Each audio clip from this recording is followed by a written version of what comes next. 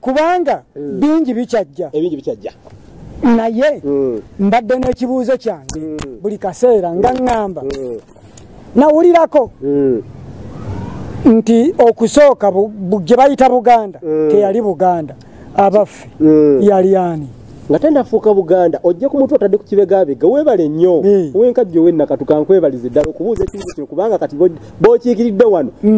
bannayuganda bonna bali mu nsi eno bonna obakiikiridde ebibuuzo byoleeta bya nsonga nnyo ate nga bye beebuuza bye batamanyi bye bategeera bye beetaaga okutegeera nga tendafuuka Buganda awo nno yali eyitibwa Muwawa yesebo era n'abaagibeerangamu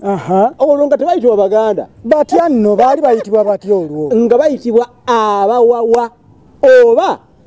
Abalasangeye oba Abaggala agamanya asatu ge gabayitibwanga Abawawa oba Abalasangeye oba Abaggala ge manya gasobola okuyitibwa mpulira kaakati ensi baali bagiyita Muwawa ensi Muwawa mu biseera ebyo yalina kabaka Muwawa yalina bakabaka baayo era bangi nnyo nnyini ddala bali 36 abakuwa leero olw'okuba nti njagala okusomesa ekintu kino Muwawa nkikkaatirize bakitegeere mu butuufu butereevu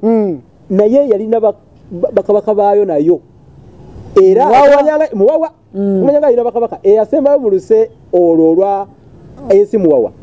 yali Bemba gw'owulira Bemba Musota yali mu nsi Muwawa yasembayo okufuga mu nsi Muwawa kitegeeza bwe babala bakabaka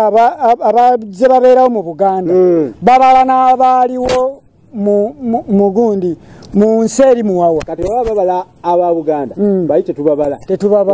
tubala bali aba Muwawa bo ba Muwawa bakoma ku Bemba Musota bwe tuba tubala aba Buganda tutandikira ku kintu yadirira Bemba bayagala abazungu okulimbalimba nga bagamba mbu who was the first Muganda mu kintu of course kubanga oli yali mu first Muwawa bandigambye who initiated Buganda kingdom ne batagamba who was the first ani yatandika Buganda baliwo bangi galiwo tankane nga pale z'aba 7 mpamvu si mpamvu nyingi